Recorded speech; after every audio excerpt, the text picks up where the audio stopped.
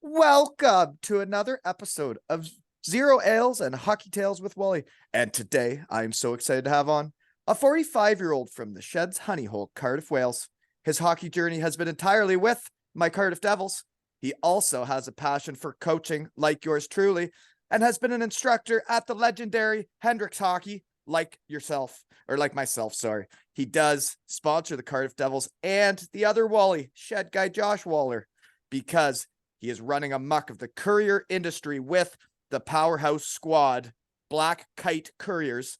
And he is about to make a little boy's dreams come true, making money talking to my friends in my shed. Welcome, Neale Parker. What's up, Wally? How are you, sir? Nice to meet you. Nice to meet you.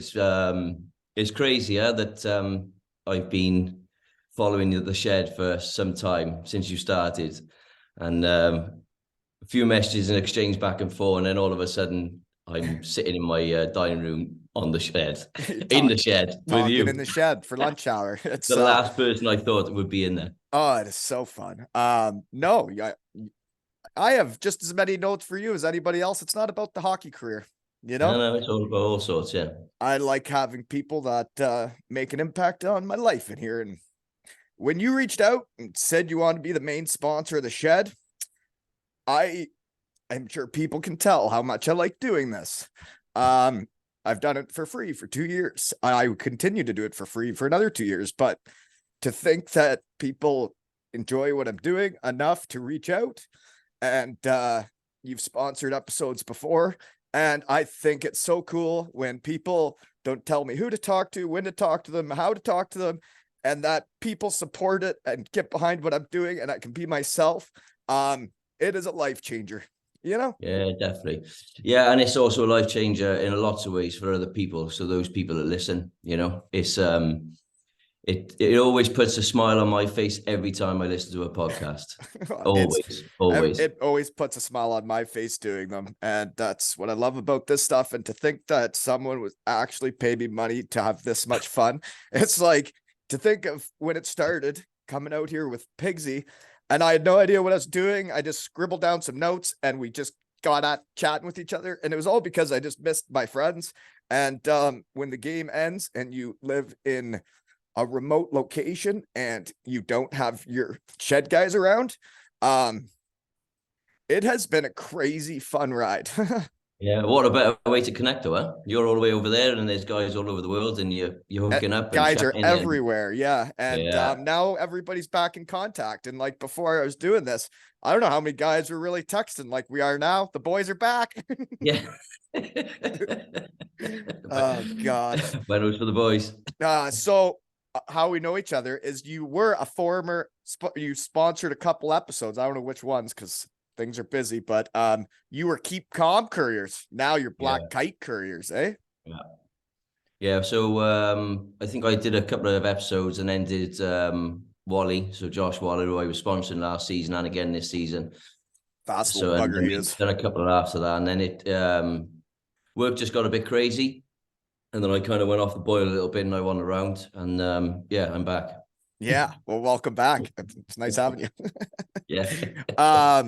I don't know how I was curious about sponsoring a jersey in Cardiff and kind of I don't know how much it goes for because I'm a Devils fan, everyone, but the Manchester Storm remind me of the 2014-15 Devils, and I have a soft spot for them, and I like all their guys, and I like their shed guys, and I do cheer for them, and I'm thinking about sponsoring one of their jerseys next year. I was just curious how much it costs.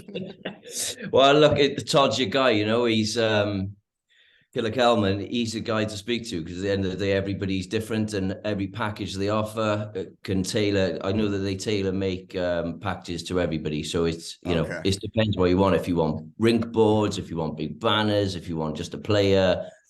There's a lot to it then, eh? Hey, listen, you could spend an absolute fortune down that rink, just like you do spend a fortune on kids' hockey kits, like we've all done. Gosh, yeah. So that is another way we know each other is your poster pics, but when I posted you're coming on, like you mentioned to me that you got some messages from people when they heard you were coming on, but when I posted you were coming on, Hendo and Batchy just both wrote, what a great guy. And that's when you know you're having a good dude on, you know? Thank you, guys. Yeah. Shed guys, no shed guys. And then Shed guys, no shed guys. so then I sent the picture of Teddy as your son in the Hendrikx Hockey jersey. And I just sent it to Hendo and I said, shed guys, no shed guys. Yeah.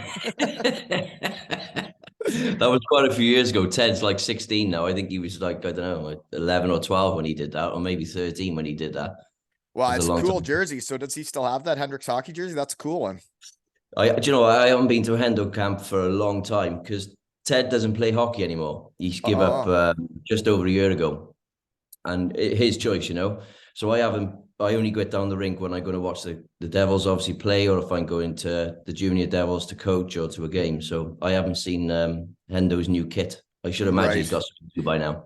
Oh yeah, he does a great job, and I've also been an instructor at a Hendrikx Hockey camp. When I came over for Wally night, I ripped it up and I had to let the kids know I still got it. You know. Yeah, the difference is my skating skills are good, but my stick skills are garbage, and I'm sure Hendo and many other people will tell you that. See, for me, I was not. There's guys that have to skate all the time. I'm not one of those guys. I can take 6 months off and be fine. Yeah.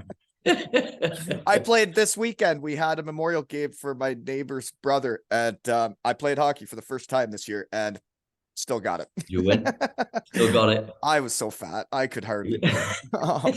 I could stick handle and pass and stuff, but it did go better than I thought. My knee felt better than I thought it would. And it's like the song, I'm as good as once was as I ever was, but man, I hurt the next day. Holy moly. Short shifts, huh? Oh yeah, very short shifts. Yeah, you could say conditioning became a factor again. Yeah. So I was curious though, because I know there's a shed family out there, and it is crazy what's gone on in the last 2 years. And I'm just curious because I think it'd be really funny for them to show you how appreciative they are that you're going to pay me in my shed to have fun. What's your favorite chocolate bar? Oh, well, Yorkie and Galaxy. Yorkie and Galaxy? Yeah, Yorkie and a Galaxy. Just plain Galaxy and a Yorkie. I'm trying to think who was talking. Wasn't Mizey talking about that the other day? Or was Galaxy? It was Mizey. Yeah, I don't know if it ever happened in Nottingham. I lost track. Right. I don't think they won the next game, so I don't know if it happened. But actually, shed enthusiast Rodney Rouse, he sent me a picture of the Galaxies, and he had bought them. Was going to do it in Manchester. So I wonder if that'll catch on. But so Galaxies and Yorkies. So you're saying if, say, at the next Devils game, if they won, if Yorkies and what was Galaxies hit the ice, then we'd know why, right? We'd know why. Yeah. You would think, but yeah. I don't know if you'd be able to get to them, but we'd know why. Maybe I'll just send a van in with a van load of them. That might work. Well, you don't have to throw the chocolates for yourself. These are for you.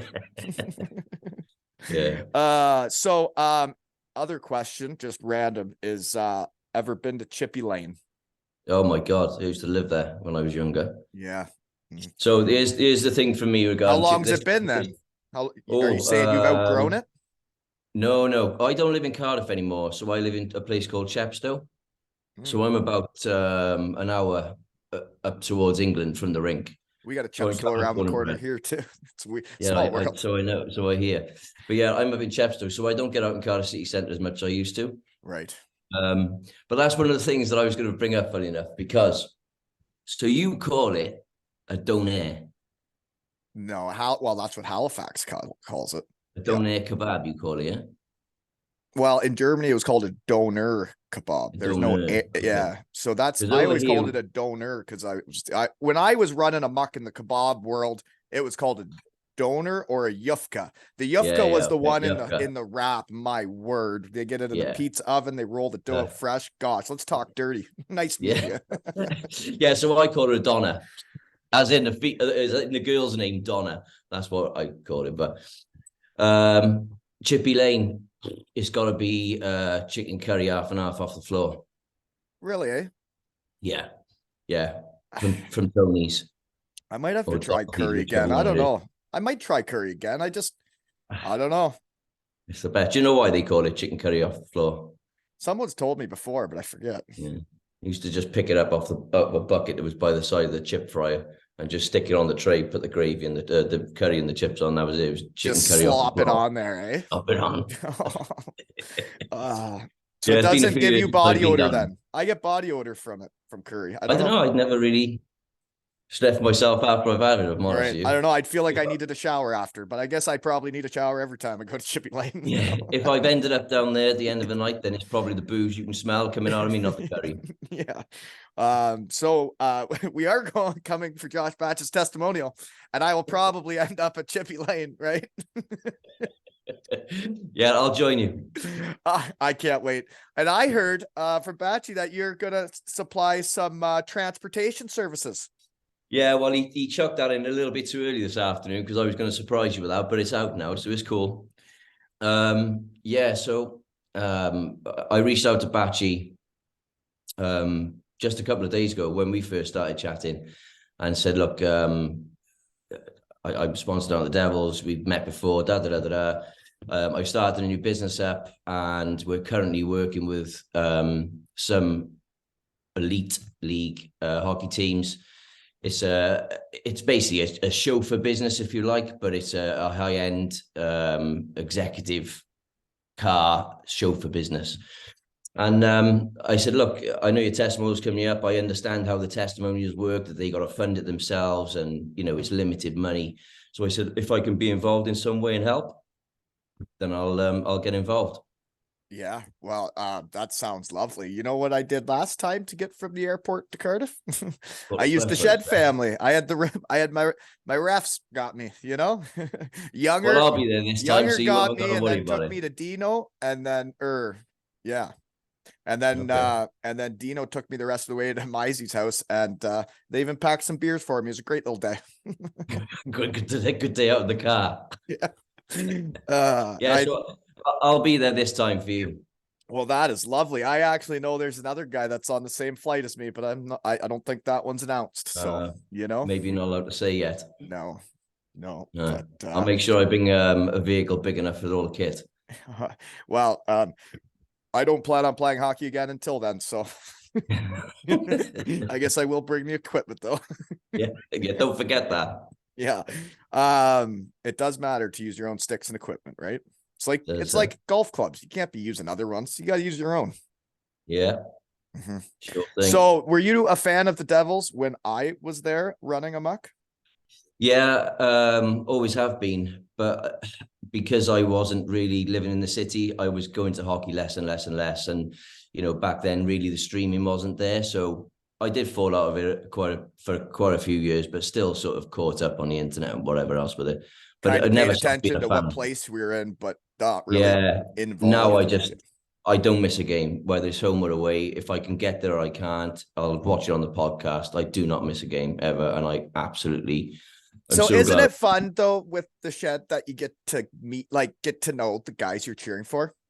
Yeah, completely. It's that's what I love. Like Mizey, I didn't know much about Mizey. I knew he was a Welsh guy and he was from Cardiff, originally born and bred, but I didn't really know much about him. And it's listening to one of his podcasts the other day, which is the one after his testimonial or prior to his testimonial, maybe. We've done it a few times. I don't know. We did it from his camper van the day before the testimonial. Yeah, but that was fun.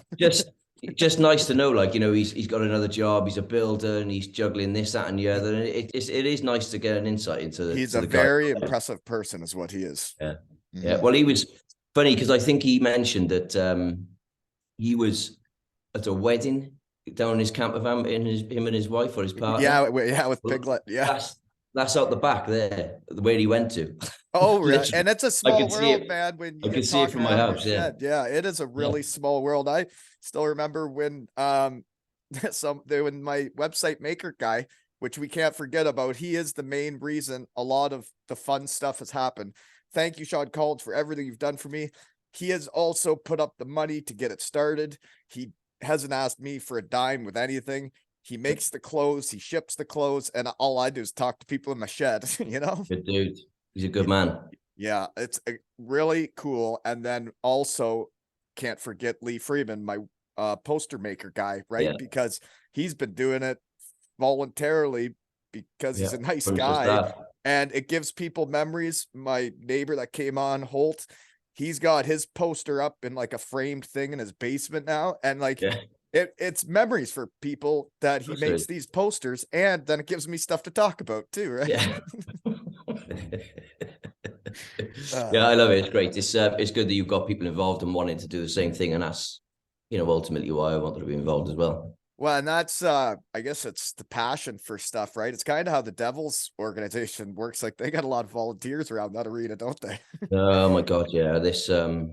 I know a lot of people have said it and I've listened to you say it so many times emotionally, but I can say, firsthand, I've never got emotional once in here. yeah, no, I know that. Todd and Katrina and the rest of the guys, just like they're knockout. They're just an incredible, incredible team, and they can never do enough for normal people, corporate sponsors, players. They're just, yeah, they're amazing down there. Well, and it's cool for a guy like me. Like, and everybody leaves hockey teams in different circumstances, right? Like Mm-hmm. when a team doesn't ask you back, you can get pretty pissed off. I left the Devils because of an injury, is why I was done. And yeah, I don't know, like seeing what they've done with that organization from being in the big blue tent and how it was and what they've grown it into is something, you know?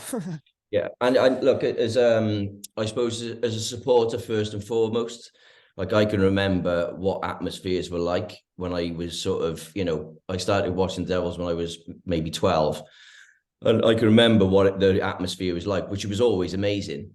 But when you go down that rink now, the atmosphere in there is, their matches are always sold out, more or less. They are 99.9% sold out. The atmosphere is an incredible, it's organized. It's a great place to be. And it starts at the top.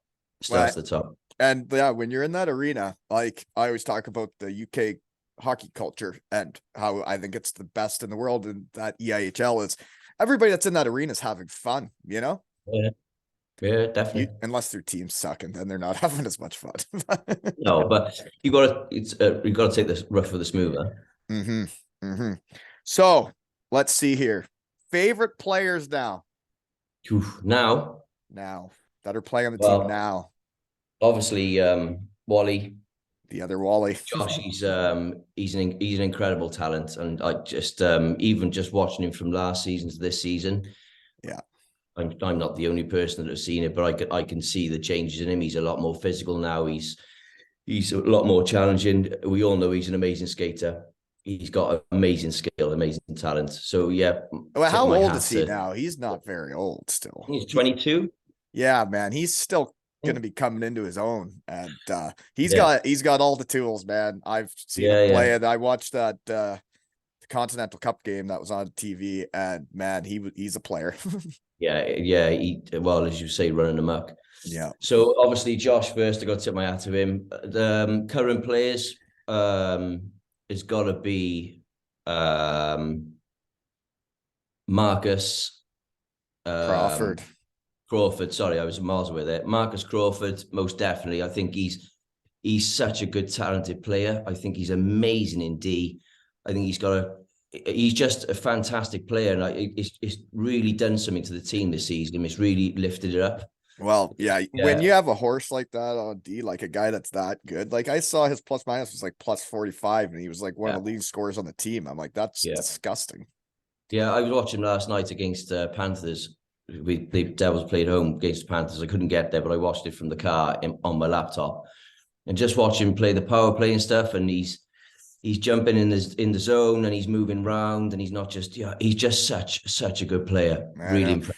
I just only watched him once, and I wasn't paying that much attention to the game. I had stuff going on around the house, but then like I did see him get the puck once in the neutral zone and do like a spin a Rooney backhand pass to a guy Yeah. coming late, and I was like, huh, no other player on the ice was going to make that play. No, yeah, he's a good talent. Yeah, I like that And stuff. then Keep of up the good course, work. yeah, and then Big Lou. They're my three, I think. Look, Big Lou, yeah. I love the whole team. I love all the players. I think they're all we've got an amazing team last year and this year. But if I was to be asked for three, then Big Lou would be in no specific order. Yeah, Big Lou's he's a fan favorite. He plays hockey the yeah. right way, doesn't he? Oh God, yeah, yeah. Yeah, well, And nobody then wants to play them anymore. when you were telling me about some of your favorite players, the old school though, when you first got into the Devils, there's some Mm. legendary Devils you like too, eh? Yeah, definitely. When John Lawless was the start of it all, and it was great. As a kid growing up, I So didn't know how'd you anything. get into hockey? So I started going to the rink. So the original rink in Cardiff, they used to do like a Friday Right night by disco. Chippy Lane. Yeah. Yeah, right by like How are right you? by Chippy Lane. Fridays, you finish school, you get home, get some money, and off you go into town. You get on a bus with all your mates, and you go to the Friday night disco, and that's what it was. Friday night disco. The rink was packed. Everybody in Friday your night disco on the ice. yeah on the ice, I'm man. picturing Big a glitter lot of ball. different colored lights going on and you just shaking your stuff on the ice or what? You're just skating around, and you're a teen, so you're Did chatting you to the have a girls, penguin? and no, there was no penguins allowed. It was I've blue seen wellies people the first skate. time. I can't believe how many people public skate in Wales because you go to public skating here in town, there might be Yeah, like a strange old couple acting like swans out there. But on their other than anniversary. that, like there might be some kids playing tag, but it's not nearly as busy as you Yeah. guys have it. Yeah, so well, it still goes on now. It's still in the current rink. The disco Yeah, is? yeah, still going in the disco on a Friday night. Still going strong after all these years. That's So yeah, that's what that was age my sort bracket of. are you when you're going to the disco at night on the ice? I Are you a teenager? I took my boy Teddy down there about 2-3 years ago when I was still on that with him. We were loving it. It was great fun. But yeah, I suppose mostly from sort of 12 or 13 years of age upwards. Right. Yeah, so that was my entry into the rink, and it was a part of a social life. And then my father used to play for a rec team called the Cardiff Bears, and they were in a lower league, and they started going to the rink more, started to go into the games, and then started traveling on the bus with them when they were going away in different parts of the country, up and back on a Sunday. Then I got a job there, and it just became sort of the rink became life. It really, You become a rink rat. Like I see it with my yeah, kids now. It's like tonight I'll go coach and my son will come along and then three of his teammates will be there, all siblings, watching the girls cheering us on. yeah. And they're at the rink like every night. We're at the rink every night. My kids are rink just, rats, just just like go I there. was. Yeah. Yeah. That's Yeah. what I'm into in life right now. That's pretty much every night is at the rink. It's constant, isn't it? It's constant. When you got kids who play, it's constant. It's every day. Actually, tomorrow we're going to the Oilers against the Red Wings game. It was a Christmas present for the You really, kids. Yeah. wow, Yeah. that's awesome. And I may or may not know the goaltending coach for the Red Wings. So The bending. former Hellbronner Falcon Alex Westland. So Okay. yeah, I haven't seen him since we played together in 2012-13. So I'm trying to convince him into the shed. I don't know. Wow. NHL rules might be different though. I don't know. That'd be pretty cool if you hooked up with him tomorrow, huh? That's the plan. Yeah. And Yeah. then I also thought I'd try and get to like Leon Draisaitl through Ben Thompson, because he's a shed guy and that's why he wears number 29. And if you don't ask, you don't get, right? Don't So actually don't get. You're yeah. completely right. Yeah. So Leon, if you're listening to the shed, big guy, wouldn't mind meeting you tomorrow, right? But you're probably not listening, so it's cool.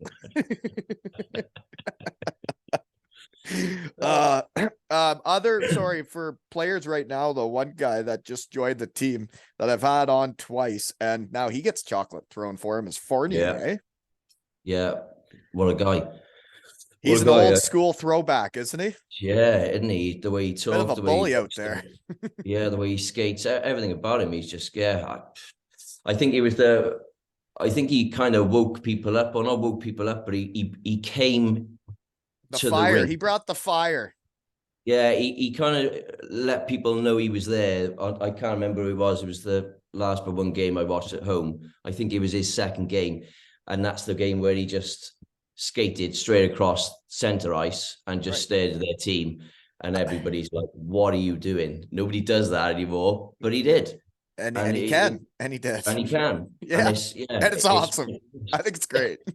I think it's great. I think it's That's absolutely hockey. fantastic. When Yeah. you're laying it out there on the table, just flop. Hey, Yeah, everybody, look yeah, at it's this. here. Watch what Yeah, I'm gonna do.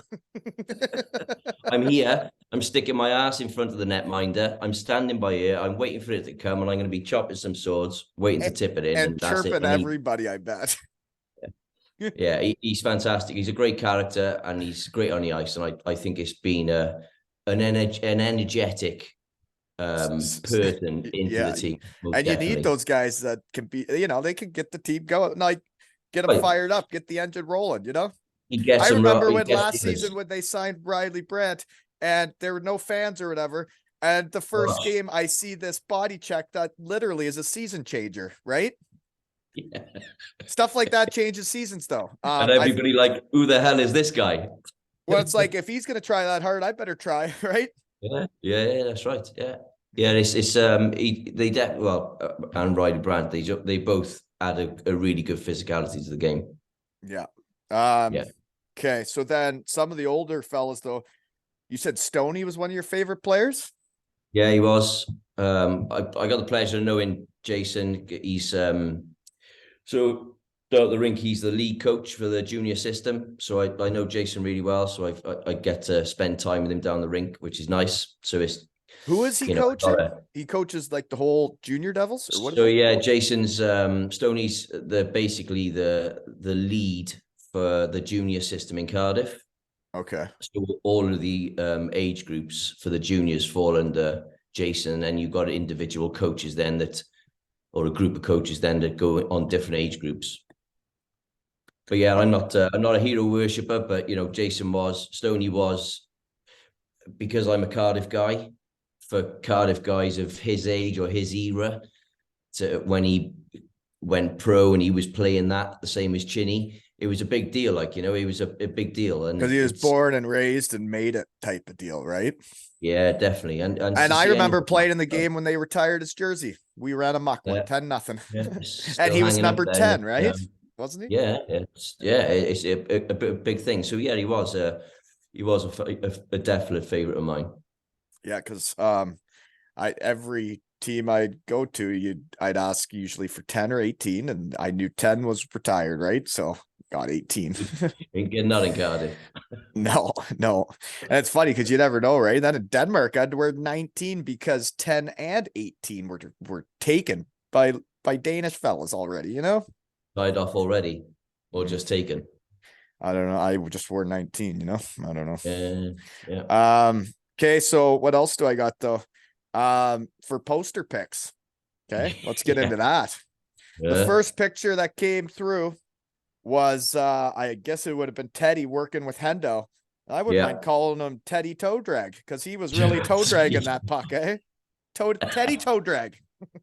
I showed him the Toe Drag photo. Teddy. Yeah, toe drag Teddy. I showed him the photo when I sent it over, and he was like, "Have you really sent that to him?" I was like, "Yeah." He's like, "Oh my god, what are you doing?" That's a toe Don't worry drag. about it. Yeah, it's a toe drag. That's so Hendo. I used to take Ted down when Hendo was doing 1-to-1s in the mornings. So I used to wake Ted up at like 4:30 a.m. to get him down to the rink for 5:30, 6 o'clock to go and have an hour on the ice, and then bus him back, get him in the shower, and get him to school. You were what? You were getting him on the ice for 5:30 in the morning to work one-on-one with 5:30 down at Hendo? the rink to be on the ice for 6 o'clock to have an hour 1-to-1 with Hendo. Yeah. Hendo was getting up at that time too? Oh yeah, but he only had to walk, didn't he? He was living close. Right. But sometimes Yeah. Hendo could hardly make practice at 10 a.m. No, he was. He was Sometimes doing he'd have to put the like the cold stuff on his neck. So, when he first got over to Cardiff, because he didn't want to, it was hard to get up for some of those practices. Nothing to do with the night before, of course. No. No. So yeah, that was Ted with Hendo. Yeah.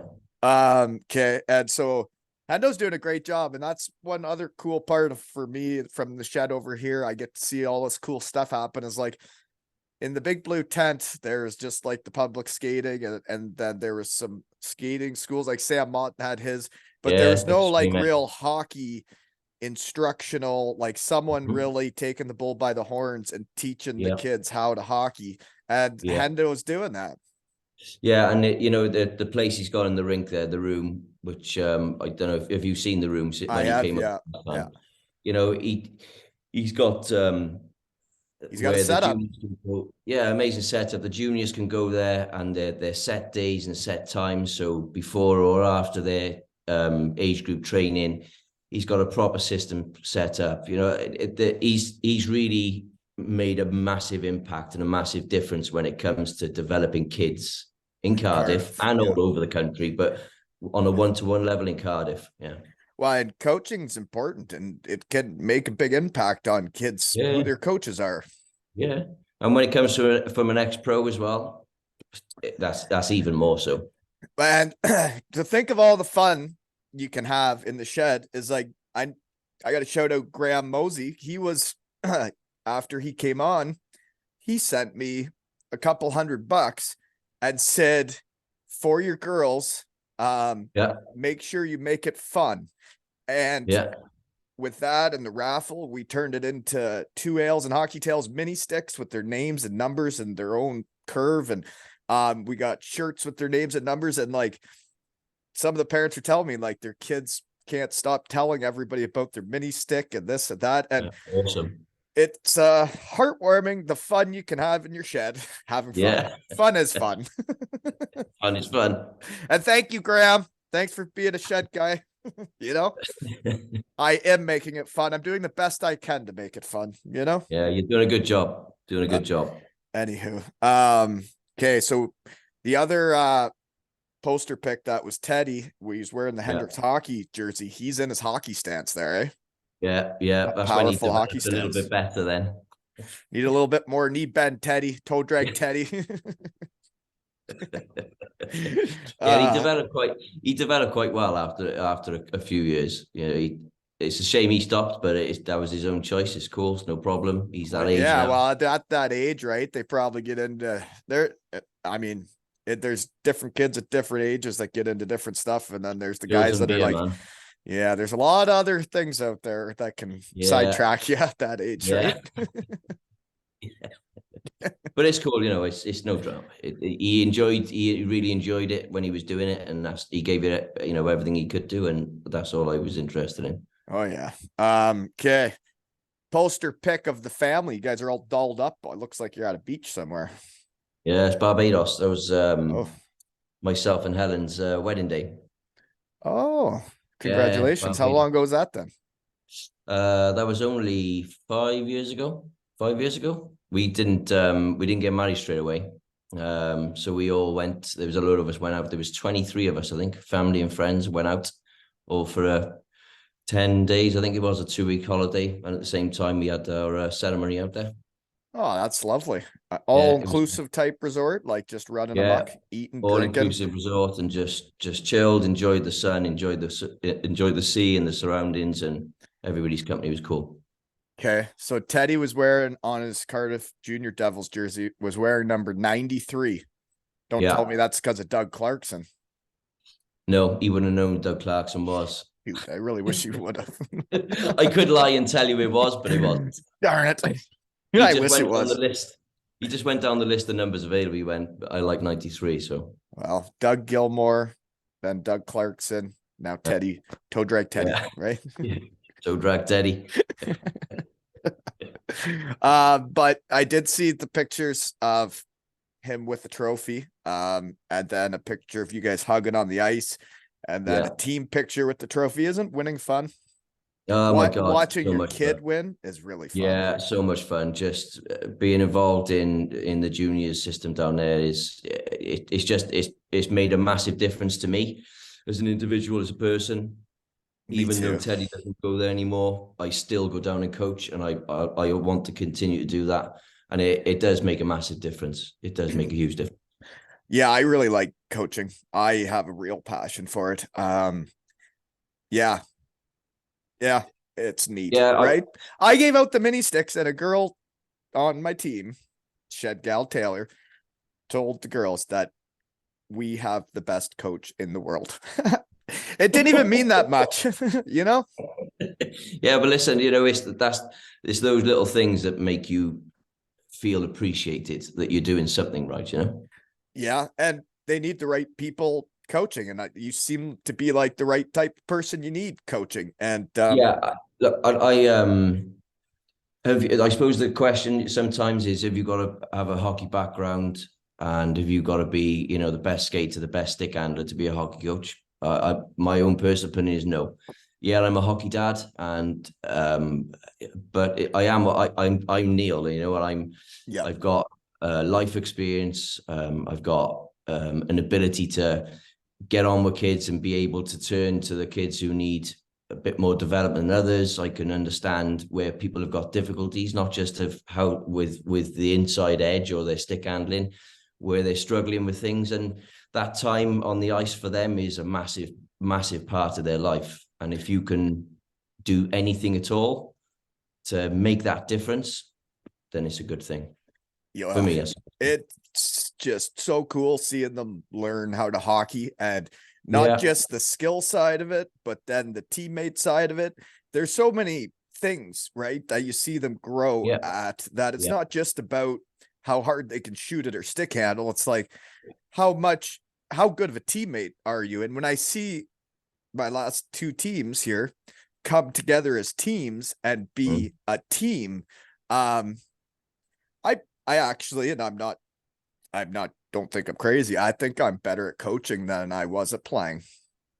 Yeah, well, if you've got the ability to apply things differently, haven't you?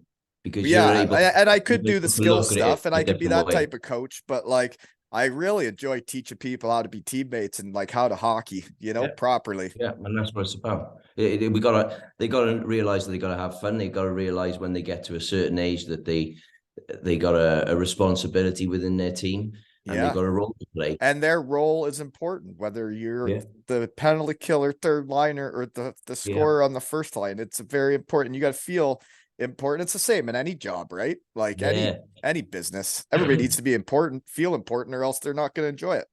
That's right. And like the age group I'm with now which are under 18s or under 19s, I suppose you would call it.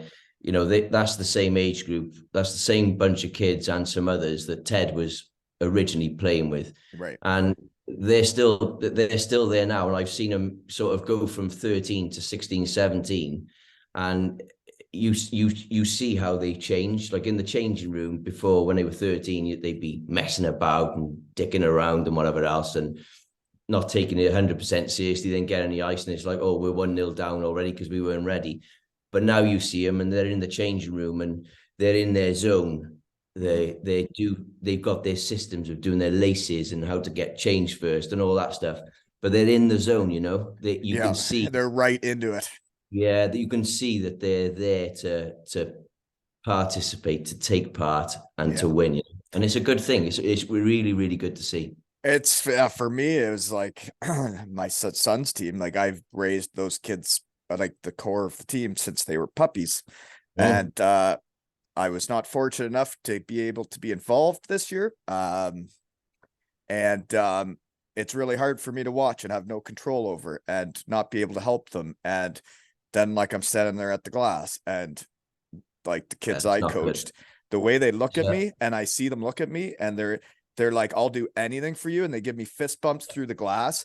And like they were in overtime there yesterday, and like I'm standing there by a face off, and the kids would come up to me and look at me and be like, I'm tired. And I'm like, man, you got this. Let's go. Yeah, and like, that's tough. That's tough to stand on the other side of the plexi when you've been on the bench and you can make a difference and motivate them with just a few words or a smile or whatever else.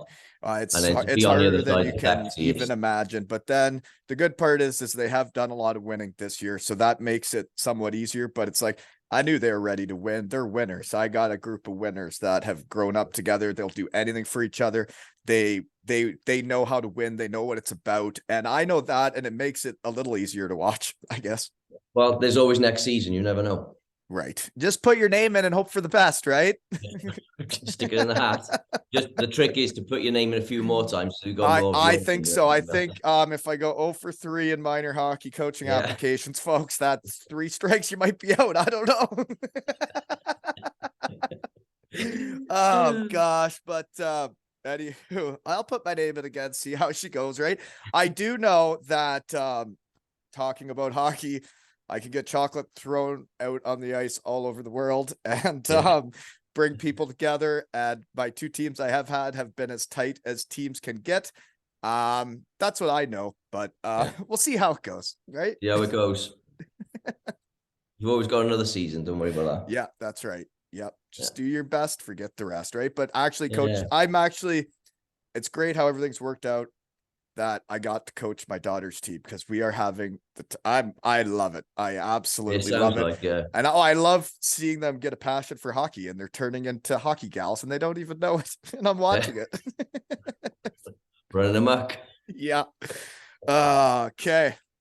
What else do I got? So one of your poster picks though was a 2 Ales and Hockey Tales shirt. And I even saw that Sean Collins, good attention to detail, even threw in a thank you for the support with a little thing Yeah, in there too, right? you did. Yeah, I still got the t-shirt somewhere. I don't know where it is, but I've So still you got it. ordered a shirt off Ales, 2 Ales, or what? AlesHockeyTales.com, right? Yeah, There is an yeah. online store, folks, that I never bring up. And there's a raffle right now to help pay for travel fees to Batchy's testimonial. It's Gratz 99ers team side jersey, right? All right, guys. Air flights are not cheap. We've sold 48 tickets for the raffle, folks. So it's a very winnable jersey. Very winnable, right? Yeah, so I did. I ordered off the internet. Sean's a good guy. I remember him reaching out to me and saying that just checking the sizes and this, that, and the other. And if I wanted anything else, he's done a really good job. Yeah, like he's great. People helping people. It's a powerful thing, right? That's what it's about. And the other thing that just came up that I almost made my heart explode yesterday was, I hope I don't say the name wrong, but Hyro was at the Devils game, it looks like, and pulled up her Devils jersey, or sorry, his Devils jersey, and had a 2 Ales and Hockey Tales with Wally, the root beer shirt on, the kids friendly one, right? And a Batchy testimonial toque on, and that just, it made my heart want to explode seeing a kid wearing that logo on the other side of the world. And the logo's made from Lee, who does it voluntarily because he's a nice guy, and all the nice people that have made all this possible, right? Yeah, and you go down the rink and there's more and more of it appearing now. Every time you go down, there's more people with the. It actually with can make your heart explode, I think, because it almost Yeah. has a few times here in a couple years. Yeah, you got to get a shed shop open over this side. That's what you need. Wow, so they got the website and he'll send it right to you, right, folks? You just gotta get to aleshockeytales.com. But I think we should have a pop-up stand at a game. I think people would really buy stuff then. Definitely. That's the way. Shed shop. Shed shop. Pop-up Shed stand. shop. Okay. Poster picks. Who is the boxer? Boxer is Eddie Aboth. That's my father-in-law, Teddy's grandfather. Really? Eddie was so you got two picks there. One of him being held up, I think. Is that right? The younger version? Yeah. He looks like he had ran amok. Yeah, Eddie's my father-in-law, Eddie's grandfather. He was the British and Commonwealth light heavyweight champion. Really? Back in the 60s now. But just an amazing character, amazing sports person. And even still now, he's very well recognized for his achievements. That's cool. Yeah, so did he do it professionally? Like, was that his job? Oh yeah, he was a pro. He was a pro boxer. Yeah, 53 fights, 44 wins, 20 by KO, I think it was. So what was the record? He did 54 fights. Yeah. So 54 pro fights, 44 wins, and 20 of those were by knockout. Wow. That's when boxing was boxing. Was not big. Like it is Yeah. now. But yeah, the pro boxers these days, they have, they might have 3 fights a year. And he was mucking it up like monthly or what? Fighting twice a week sometimes, that's it was. Yeah. Yeah. I included included him play in hockey different too, right? Yeah. I included in there because his family, he's a personality and sport related. And that's cool. Yeah, when it comes to Teddy, he had a lot of influence on Ted with his sport and his physicality and stuff like that. So yeah, they say genes are a thing. Yeah, definitely. Yeah. Yeah. Any next one? I'm guessing it's Teddy. He's on a half pipe skateboarding? Yeah. That looks like an injury waiting to happen. Yeah. he was skateboarding when he was playing hockey, and it's that's what when he went away from hockey, that's what he started doing more. He started doing more Skateboarding. skating, and that was his thing. The style, the fashion, the skating, and the mental thing with him of just like trying to nail everything to do with it, and he still does it now. Hey, passions, whatever you're into, right? Yeah, definitely. What was the one? It's like a dune buggy, with a big video camera, like a big arm with a video camera off the side of it. What was Yeah, that? so with work, we've kind of specialized in TV and film. So we work with a lot of TV and film companies across the UK and in Europe, where because it's a transport company. So we work with a lot of TV and film productions, and that one was a Disney Lucasfilm that we worked on the year before last. And those machines that you see there, we brought the machines in so that they could set those camera rigs, they're called, up on the back of them and bomb along the Brecon beacons and do filming. Yeah, because they would have been rip it, and then they're also being able to video the people in the Yeah. car. That was quite the setup. So if you're driving around with, or if you guys are getting the Disney folks around, do you think you could let them know we need to make a Team GB Disney movie? Like, I don't know what they're doing. Stuff, but you never know. Like, what are they doing? Like, we already wrote the script. We won back-to-back goals, right? Like, what are we doing? Yeah. Matthew McConaughey is Matthew I'll... Myers, right? Like, send me the script. simple. I'll see if I can pass it in the right direction. Yeah. And then like it can be as real as it gets, folks. Then like Johanna can have like bad toes, right? And it can be as real as it can be. Who would Hendo play? Would Hendo? He's not on that team. I guess he'd be in Cardiff, maybe trading the kids. Maybe that'd be a part of the. Maybe he could get in there. He could get in there. You'd have to try and get him in there somehow. Well, yeah, he keeps doing what he's doing, right? Then he'll be training the next wave of kids playing for Team GB, right? Got it. You got it. Neat stuff, right? Okay, so yeah, you get into the movies then, eh? So you meet like the fancy people then. Yeah, I don't really get starstruck, but yeah, there's you meet lots of different talent, different actors and actresses and whatever else, and you get some tough personalities. No, I've never really come up against anything that I, can't deal with myself. Yeah, no, you see all sorts of different people. It's just part of the job, and you just go with it. Right. Okay. And then what's the night helmet? You sent a picture of you and Teddy in it. That's Hendo's. That's the old Gladiator lid. Oh, is it? That's Hendo's. So yeah, it was Hendo's, and he passed it on to me to use for the juniors, for our junior side. And I think so they're giving that out for player of the game. Yeah, you got it. I got a sombrero for the gals this season, a nice big sombrero, and I got that at the useless gift exchange at the Walton Christmas. Yeah, nice. Yeah, it was perfect. Thank you. Yeah, that's not useless at all. Yeah, I've seen some devil stuff on Twitter as well. Funny enough, some video links. And they doing the same as well when one player passes to the next player within the changing room. So when I came over for Wally night, Joey Martin did win the helmet, and we did get a photo together in the locker room with him wearing it and me topless, spray painted as the goat. Yeah, that happened too. Yeah. Well, I guess that's a good. I think they call it a segue. That segues right into another poster pick. Was you had the big spread and it said welcome match night sponsor Black Kite Couriers, right? And what that struck a chord with for me was that's what the Devils did for me. I showed up for Wally night thinking, why the hell are they doing this for me? This is this is crazy. Like, why did they bring me back? And then when I got there and I'm up on the screen, it says welcome back Wally night, whatever, and then they have all this spread out. And then Todd tells me I can invite whoever was important to me up to the room for drinks and food. And he's like, just don't get carried away.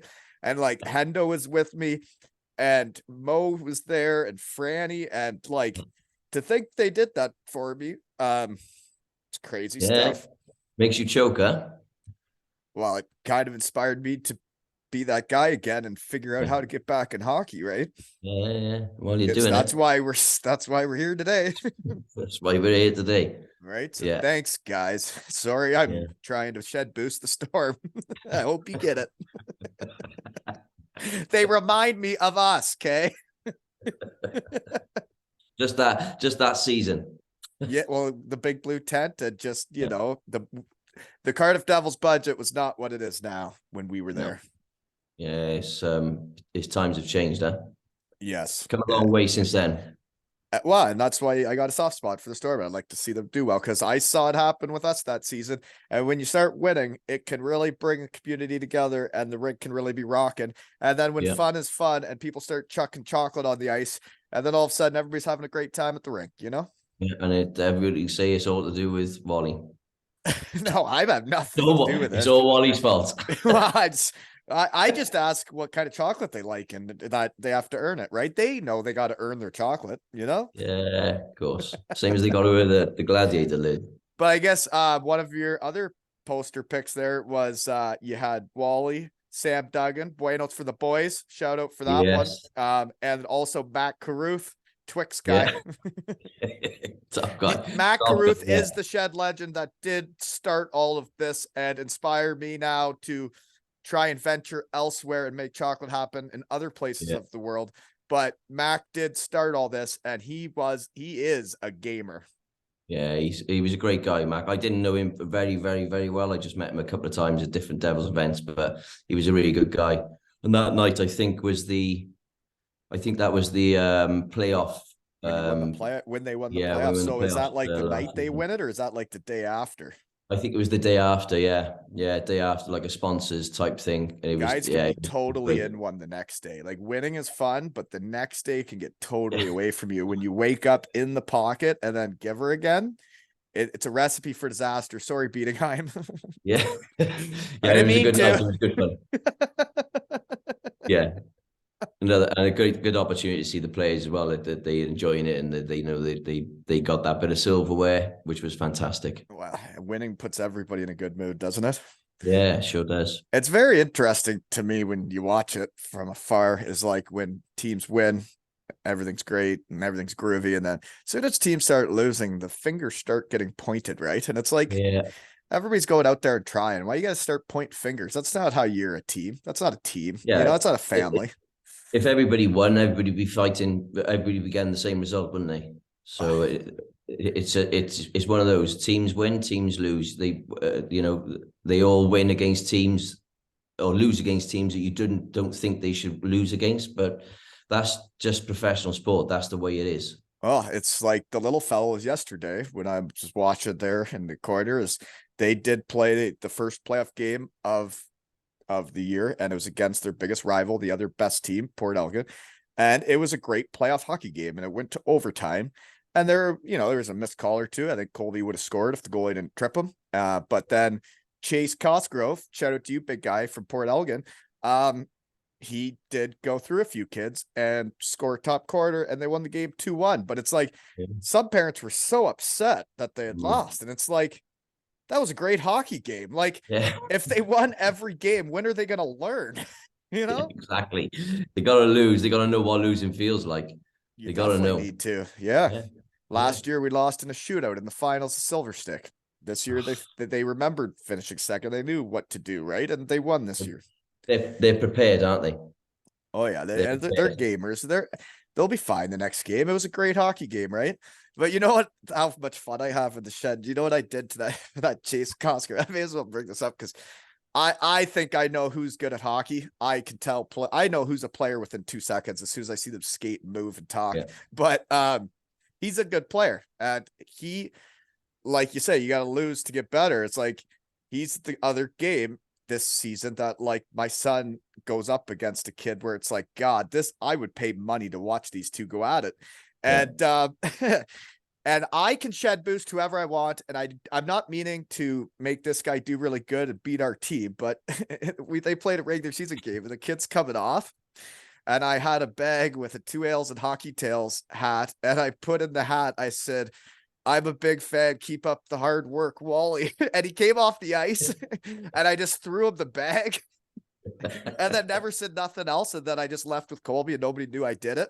And then the next time we played them, that little punk scored the tying goal in the last minute and then walked out of the arena wearing a 2 L's and Hockey Tails hat. Thanks, Wally. Yeah. Oopsie. Shed boosted the wrong team again. Yeah. Maybe he was a little bit too premature to give him the cap. Yeah, maybe should have waited till after the season, but I don't know. Yeah. I thought it would be something a kid might remember if a guy did that, right? Definitely remember it. It's obviously giving him a boost, haven't it, on that day, obviously. Yeah, well, we should have won, but the goalie tripped Colby. He had a wide open net. Goalie dove out and tripped him, you know? What are you going to do? Nightmare. It was still a good game, though, right? Yeah. So another poster pick was a Murphy's Draft. Is that your drink of choice? Guinness, Murphy's, yeah. That was over in Belfast. Was that like a Guinness then, a Murphy's? Yeah, it's an ale or a dark ale. So similar to Guinness. I think that was over in Belfast with the Challenge Cup final. Okay. Yeah. So you do travel though, eh? So you'll even go to Belfast for the matches. Oh yeah, I went to Belfast for the night to watch that and travel back the next day. Isn't it fun though, going to different cities and different arenas? Like I mean, if you get into hockey and then going out for a night in Belfast, I know for a fact is about as fun as it gets. Oh yeah, we had it was only two of us went over, and we saw obviously the guys and Todd and Katrina and other people there, and it was good fun. We lost, but what one hell of a game! What a hell of a game! But it was still good fun to get over and watch it. That arena is just insane. The noise. So that would have been the game. Yeah, that would have been last year when I'm the coach of the fellas, and we played in a 3-on-3 hockey tournament for a PD day because I had no school. You had them all at your house to watch it, right? But the best part about it was that's when I had made all the jerseys, and I didn't know what I was going to do with them, and I was going to send them over to the UK, but I still had them all here, and I had a team of little fellas in under 11 go out and play in a hockey tournament with 2 L's and Hockey Tails jerseys on, and it was the coolest thing ever when you think about that first time coming out and chat with Pigsy in the shed. To turn that into having little fellas rip around with beers on their chest was just hilarious. Pretty cool, huh? Yeah, it was. Yeah. But yeah, we tried to come back and watch that game, and we ended up just having a party, and the kids had a blast, right? Yeah, as long as they enjoyed it. That's right. Yeah, that was when that was. So that's that game, but yeah, it's memory, right? Anyways, yeah, another poster pick is it was the scoreboard. It's a Devils 3, Giants 0. Yeah, that was the other week. Was that just because of that arena and the view there? Is that where your seat is? Yeah, I just took a snap on it, and that was the view from where I was sitting, I think, or up on the top. So you're always sitting in the same spot, or no?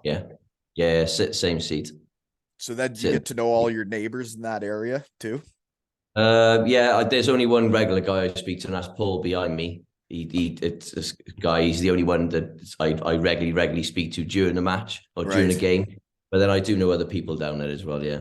So it's interesting. I think everybody watches hockey differently. When I'm watching hockey, I don't want to talk to anybody. I go stand at the glass by myself, and I see all the other parents stand up there and just chit chat. And it's like, I'm so into this game. I don't want to talk to anybody, and I don't want anybody to talk to me. So I'll see you after. I don't.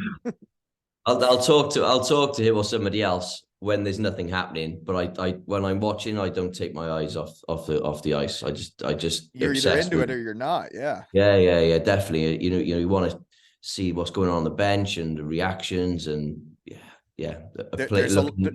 It's like my wife asked me because she saw me watch games, and she's like, "Why are you always watching the kids like away from the puck?" I'm like, "Well, that's when you're hockeying. The kid with the puck has the puck, but the rest of them have to know how to hockey, right? You need to see what everybody else is doing. Yeah, the body language, everything they're doing. There's lots to look at. Yeah, definitely, and yeah, that's the way I watch hockey. That's the way I watch it. Okay, let's see here. So how did you get into hockey? Just go into the disco then, but like when did you start becoming a fan? And like you said it was like 12 years old, wasn't it? So yeah, I think it was 89, 90 when I first started watching. I'm sure so they're only around for 3-4 years then, eh?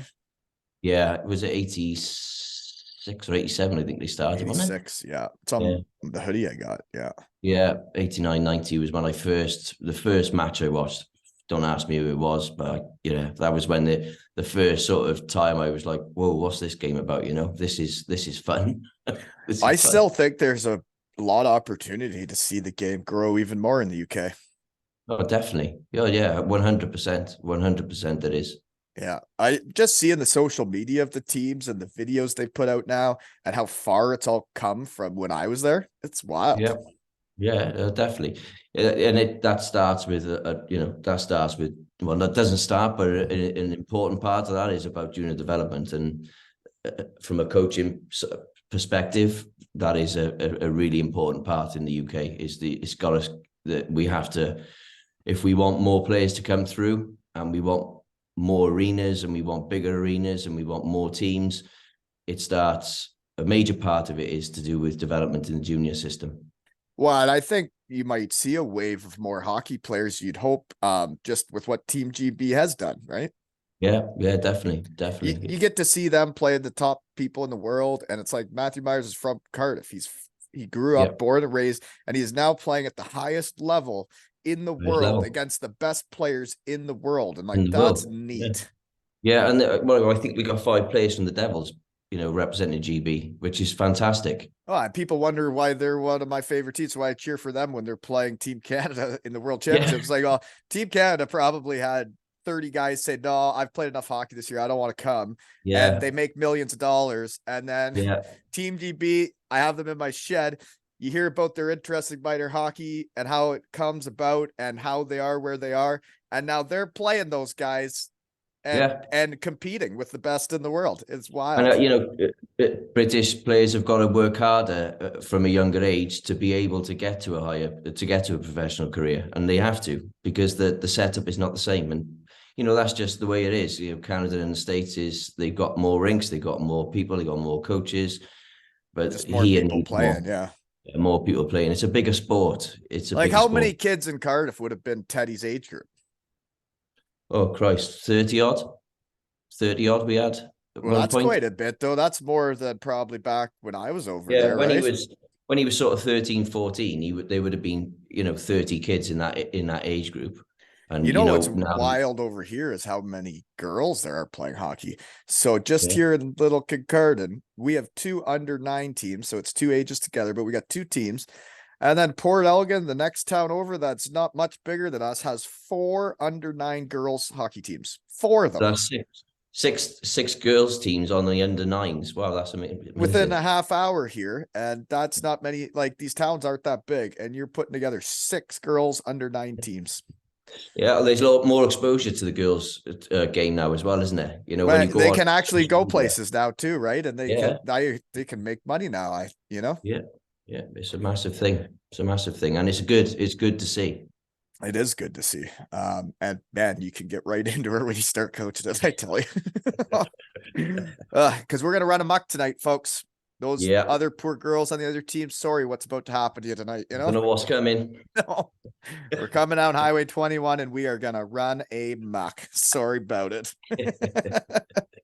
Okay. Next poster pick I did ask about was there was some heavy machinery that was getting moved around. What's that about? Like construction machinery? Telehandlers. Yeah, so telehandlers. That's what Baz was. Telehandlers, yeah. So big long things, like huge, ginormous forklift truck type things. So that's the wagon that you can see that's on. That's a specialized vehicle, and that it gives you an idea of the stuff that our business does. Yeah. Right. Well, let's talk about that since you are the Shed sponsor. We haven't really dotted any I's or crossed any T's, but like how many people do you have? How many trucks do you have? How big of a thing are we doing here? So we got access to over 6,000 vehicles across the UK and Europe. 6,000. Yeah. And the majority of those are sort of up so you gotta have to have 6,000 drivers then. Yeah, so we got access to all up to just over 6,000. Yeah, it's a lot of vehicles. That is a lot. And they work off a platform, so they can get access to work via their platform on a mobile phone or a device. Right. It basically. pops up and says, you got to get here to pick up this. Got it. Yeah, all the job details go straight over. And that's why, following on from there, that's why we are able to guarantee a collection within 60 minutes anywhere Yeah, in the I main. saw that. That's crazy. So you have Yeah. to be big enough then to be able to pull that off, because 60 minutes isn't very long. No, it's not. No, when We've you been in think the an shed for email, 60 minutes. yeah. Well, there you are. So when an email comes through or the phone goes and, what do you need? Yes. Give me the details and bang, you've lost 15 minutes by the time you tried to organize it. So realistically, it's probably 45 minutes. So yeah. And it just pops through, and then you got that many drivers out there, they can get there that quick. Yeah, so we got guys working in the office. One of them, Jake. Shout out to Jake, because I can shout out because I'm on a podcast. You definitely can. Just like shout out to my favorite fan in the league, Jake in Manchester. Yeah. Thanks for being a shed guy, buddy, and being head of marketing. Yeah, so our Jake, he'll have access to all the vehicles on a mapping system, so to speak. So they're all GPS tracked. So we'll be able to see what vehicle, what driver, all the details on that, exactly where in the country and what the state of their load is. So if they've currently got something on board, if they haven't got something on board, or if they're about to deliver, and then you just match it up and send the information. It's done. Yeah. Sounds quite easy. There's a lot more to it than that. There's to have the system set up that way, right? And people probably wonder how I have time to do this on my lunch hour. And it's like, well, I'm salary. I'm giving her all the time, and I've set up a team. I've set up a machine of great people that have a great culture, that my machine is set up and it works correctly. So we can talk on lunch hour and everything will be good, right? Because the machine works. Yeah, definitely. Teamwork makes the dream work. It really does. And having, like I like to call them, as shed gals and guys working for you, is like, if I have a team of people I trust and know what they're about and know their character, it's pretty simple to do it. Yeah, it's hard to get there. You've got to go through a lot of businesses. That's the way business is. When you start something up and you want to continue it on, it's hard. It's stressful, it's tough, but it's tough building a culture too, right? It's the same like taking over a hockey team and trying to build a culture, right? No difference at all. It's exactly the same. Everybody's got a role to play. Everybody's got to go in the same direction. And, there's people at the top that have got to make sure that the rest of the people down the line get it and deliver. Yeah. So then Keep Calm Couriers. Did you start that? Yeah. So how did you start that? I know how I started the shed. How do you start something that ends up getting this big? So I was freelance at the time, working in a different industry, and I was freelance, so the work was coming and going, and it wasn't enough work. And I had a family friend who worked in haulage, so trucks and stuff like that. And we were chatting one day at a family party, and I was saying, look, I'm trying to find something which is flexible and I can do either part-time or full-time, but work for myself and don't know what to do. And he said, there's what you should do, he said, is have a look at this courier industry, because it was becoming big then, 2016, 17 and 18. It was becoming really big. And I said, all right, okay. Did a bit of research, went out, bought a van, got a couple of contacts to try and get some work from. And I started it on my birthday in 2017 on my own. With one truck. One van, one tiny small van, just delivering like small parcels and stuff around the country, just bombing around the country and then bombing over Europe and bombing back, and just crazy. Just giving her. Yeah, just trying to do something to try and make something work. And after a while, I realized that it had legs, so to speak. And I got a break within TV and film. Like when you see a kid wearing a 2 ounce Hockey Tales shirt across the world, or you see chocolate thrown on the ice in Manchester, you're like, oh my gosh, this thing has legs. Yeah, it's got legs, literally. Yeah. And it kind of went from there. And I had a break in TV and film with a friend that I knew from the industry. And she said to me, shout out to Cheryl. She said to me, oh, what are you doing now? And I said, oh, I'm doing this. She was like, oh, wow, we need a courier all the time because we got stuff moving around for the production that we were working on. Gave my contact number, and it just kind of went from there. I just concentrated on service and being able to grow the business and never say no, Never say no. That's got to be hard, though. Never say no. Never. If a customer needs something, you don't say no. You just get it done. Whichever way you need to, you just get it done. Have you got a vehicle that size? No problem. Put the phone down. Right, who do I Figure it call now? out. But Yeah. you get it done, because if I you do don't, know. I do know. if you don't, they'll go to the next guy, and that's the way it works. Yeah. We're all replaceable. So then you went from one truck, and then the that must have been a big day when you started, like, because you say you started on your birthday and you're trying to make it work in life, is the day you started hiring employees and getting more trucks, right?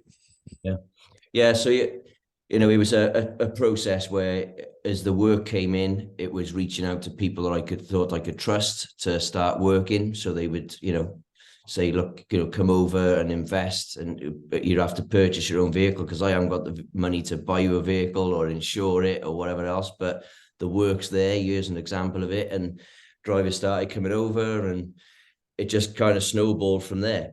It just kind of snowballed. Right. So And they have their own, they would have their own van or vehicle, and then that's how they have their own van and vehicles, but now we provide the van and vehicles and all the insurances and everything else for the drivers that we have. So yeah, it's good. it must be fun to watch something grow like that, right? When you put yourself out there and, like, I'm gonna go do this, right? Yeah, definitely. It's as I said earlier, it's hard, it's stressful.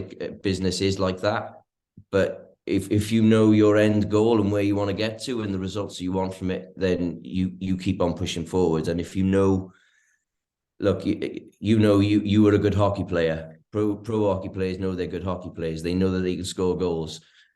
I know that I can score goals. I can do things in my industry, and it's no difference. Right. There's no difference. No difference. Yeah, I guess it's like starting this and knowing I just wanted to do it, and gosh, I'd get up at 5 a.m. to talk to people. I'd stay up till late hours to talk to people. Yeah. I just know I want to do it and that I love it. And then when you see, like, the shit that can go on from talking to people in your shed, it's something, right? And all of this comes down to one thing, doesn't it? Is if you've got the passion to do it. If you've got a passion to do something, you will get it done. Yeah, you're right. Yeah. Because there ain't no money in it. And it's the same like it was in hockey. I think it's different for everybody, but I still remember the very first day that when I got to Syracuse and I got my first paycheck for playing hockey, because, like, university, they'd pay for your university and you'd get, like, enough to buy some food, but we didn't, like, get paid. And then I never had got paid. And then I got to Syracuse and then I go play hockey and then they actually gave me money. And I was like, so I just got paid to, like, do what I've always loved, and, like, I never have needed to get paid to do this, and now they're gonna pay me. I was like, whoa. And there's your motivation that starts you. Right. And now circle around. Look at what's happened now. Full circle. Oh man, it's something else. Another thing I got to bring up, though, as we talk about girls hockey and how much it's grown, is I got to shout out the Cardiff Comets. They sent me a photo of all the Buenos for the gals that they were picking up after a Devils match, but the Cardiff Comets are getting the Buenos. So I'm thinking the Buenos are going to be for the gals, because come near the end of my season, I'm going to have on my squad. And, we may as well get her rocking that the Buenos are now for the Cardiff Comets, right? If anybody goes to a Comets game, don't forget your Buenos, right? Got the Buenos. They're a good bunch of girls. They're good players. Yeah, I don't recall seeing a girls team when I was over there play. I remember the sledge hockey was always after the games. Yeah, I think that still happens down there. Yeah, I still think that happens. They'd be playing after every game in the big blue tent. There'd be a sledge hockey game go out. Yeah, I've seen a load of the sleds in the kit room somewhere. But you're Yorkies and Galaxy, right? Yeah, at the moment I am. Okay, well, so you did say when your dad was playing though, you were like the water boy, like kit guy, eh? So you were just a rink rat at the rink all the time, and you've just always tried to Yeah. be around the rink then.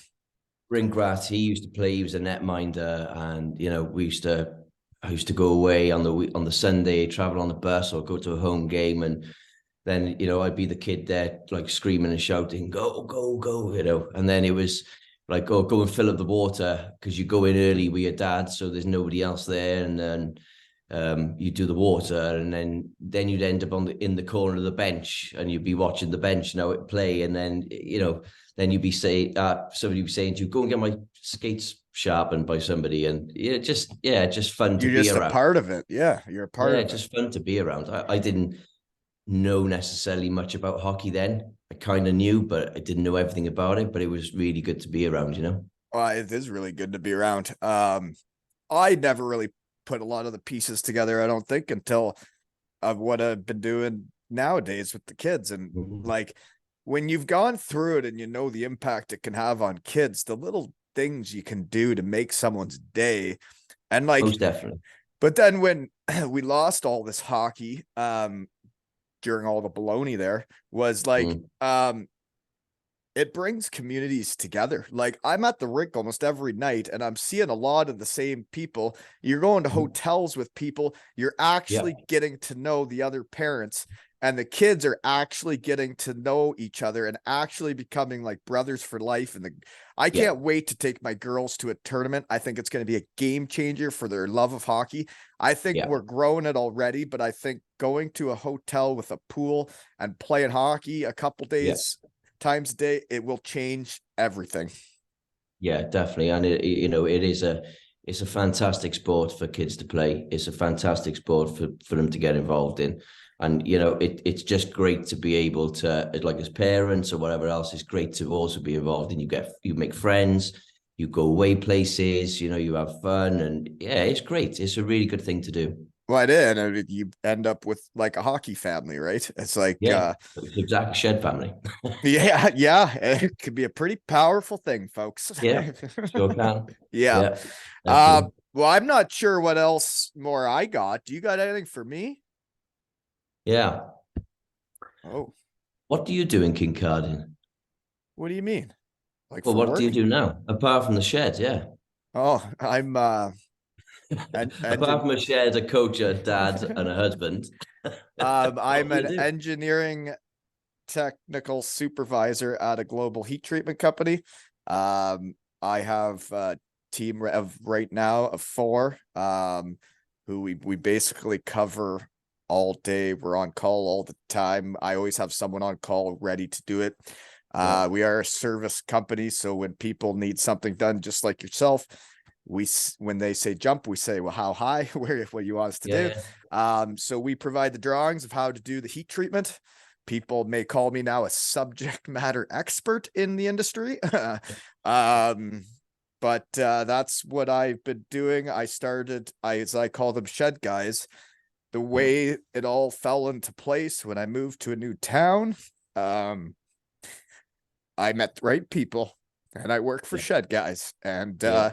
the big dog, the CEO, Norm MacArthur, he's just like me. He's like, if Yeah. we were the same age, we'd be best of friends. And I think it's so neat that when we go in, we do our business chats, and then it turns into like, geez, it'd be like an episode in the shed, and it's Shooting hilarious. the And shit. I like, he knows I will do whatever it takes, and they come first, and that they've never said anything to me about doing this, that we Mm. have discussed it. Yeah, I've had people on from the company, and he said, it looks like you're having fun. Um, like carry on. I know you're gonna get the job done for me, and he knows I'm on his team, and I am, and Yeah, I'll do anything. So that's what good. I do on That's top of cool. the other I don't stuff. know if anybody's asked you before on the pod, so I thought I'd ask you. Well, yeah, it's a small, like we do work in the UK too, right? So we're superheatfghfolks.com, and we do Okay. have a shop in the UK, and I do drawings for stuff over there. I do estimating and stuff, and Yeah, yeah, so we are global, and if you need any heat treatment done, folks, yeah. And if you we don't need have a anything Wally 15 transported, code yet, but Maybe we should. Tell your boss if you need anything moving around the country, I'm your man. Right. And that could be a thing, right? You never know. Yeah. People knowing people, it's a thing. It's not that big People. of a world, right? Yeah. Okay, well, anyways, all else I got is that the jersey raffle, aleshockeytales.com, folks. Get your tickets and help the Batchy fund. I guess it goes to Batchy for celebrating Batchy. That's what it's for. Testimonial time. It's going to be a good one. We are gonna run amok, folks. It's gonna be exhausting. It'll be fun. But fun is fun, right? Yeah, definitely. How many games? Is it just the one game he's doing? I'm just showing up with a good attitude and a smile on my face. He can just tell me how to play. I think he's doing 2 teams with a draft and having 1 game like that. Okay. I do believe. Cool. We'll see how low I get drafted. My conditioning is not what it once was, but then again, it was never that great. So everybody knows what to expect. And this has been another episode of Zero Ales and Hockey Tales with Hendrikx and Wally.